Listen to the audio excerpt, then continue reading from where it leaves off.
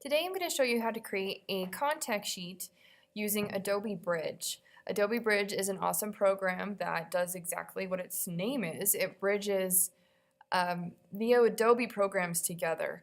So it's also a way to view and check out your images so that you can organize them. So we're going to get to it through Photoshop today. So I'm going to do File, Browse and Bridge, and Adobe Bridge pops up.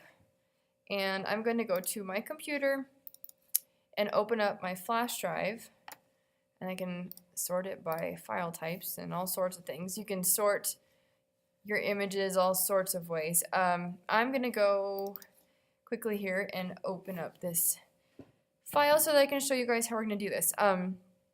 One way you can do Adobe Bridge, one thing that's really awesome for it anyways, is to do a batch rename where you can rename all of your photos all at once. So you click the first one, hold the shift key, and click the last one. When you hold the shift key, it'll select all of the images in between your first and last selected image. And you just, to rename them all so that they don't end with like, this image thing, you can go to Tools, Batch Rename, and this window pops up, and we're going to rename it in the same folder, although you could move it to another folder or copy to another folder, which is really handy if you need to make copies and don't want to, say, ruin, I don't know, if you want them to put them in a different folder so that you're more organized. That's a good idea. I'm not very organized sometimes, so that would be an excellent option. Anyways, I'm just going to rename it the engagement, and I'm just going to get rid of those two text options, but I am going to do an underscore so that it puts a space between the sequence number and the title. And there's only a few, so I'm just going to have it do 2 digits and just hit rename. Look at that. It automatically goes to engagement.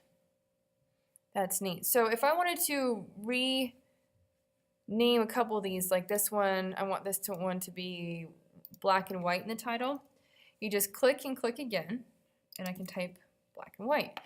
And I can do that to this one as well. You click, and then you click again, so it selects it. And this is something that's very, very, very important.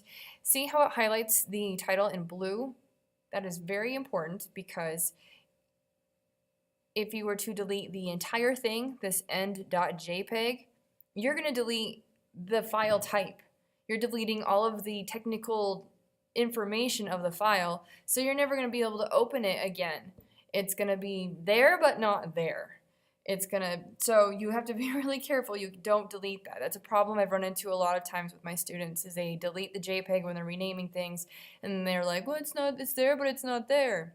Yeah, because you delete the information when you do that. That's a very important file type. So I'm just going to throw BW for black and white there at the end. Anyways, I'm going to make a contact sheet. That was what the whole point of this little tutorial was for. So very simply, I'm going to click the first one, hold my shift key on the keyboard, and click the last one so they're all selected. I'm going to go up to Tools, Photoshop, and Contact Sheet. And it's going to use, yes, it's not really busy with another task. You can see there's nothing in there. Anyway, so Bridge, we're using Bridge to do 10 files. The units are in inches, 8 by 10. Your resolution's 300. That means it's nice and clear. And I'm going to do 4 by 4 because it fills it up nice and cleanly with 16 images, even though we only have 10. So I'll just do a few. I want them to go across first, use auto spacing. You can check rotate for best fit if you'd like.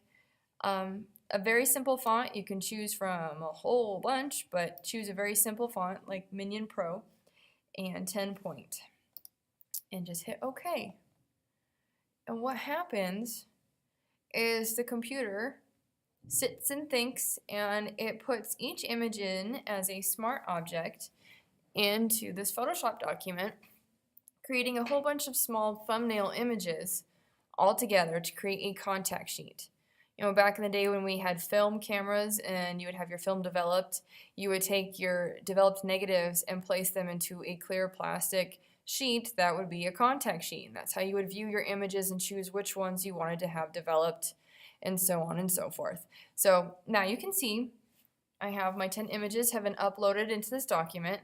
You can see what the title is. Each one is the title, so I know which one's which.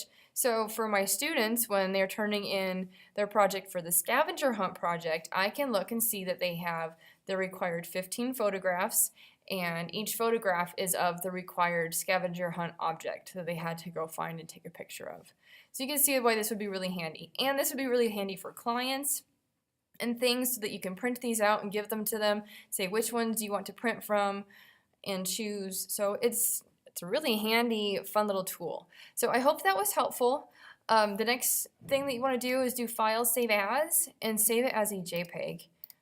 And whatever context you name it, your name, whatever you want to name it, whatever you took pictures of, and hit save. If it automatically saves as a Photoshop document, but for school purposes, for us at the high school and my kids, the Google Drive doesn't really support Photoshop. You can't really open it. And if you don't have a Photoshop program to be sharing with, say, with your clients, if they don't have Photoshop, they won't be able to open it anyway. So you always just want to save it to a JPEG.